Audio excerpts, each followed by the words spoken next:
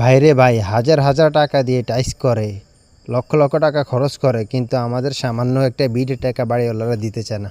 আমরা একটা বিট মাত্র 7 ফুট ধরি, এই বিট করতে গিয়ে আমার কমপক্ষে 30 থেকে 40 মিনিট যায়, এবং কি কাটা ছেঁড়া অনেক কষ্ট।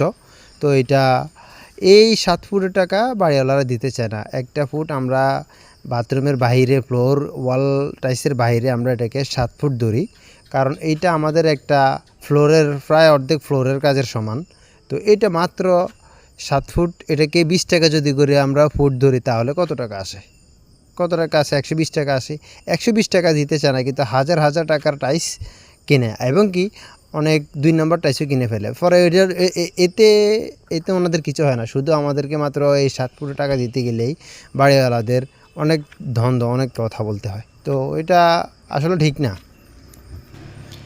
আমরা পুরো বাথরুমের কাজ শেষ করতে যে বিরক্ত লাগে না, শুধুমাত্র এই বিডে আসলেই আমাদের অনেক বিরক্ত লাগে, অনেক কষ্ট লাগে। তো আপনারা এটা বুঝবেন না, যারা কাজ করে তারাই বুঝবে।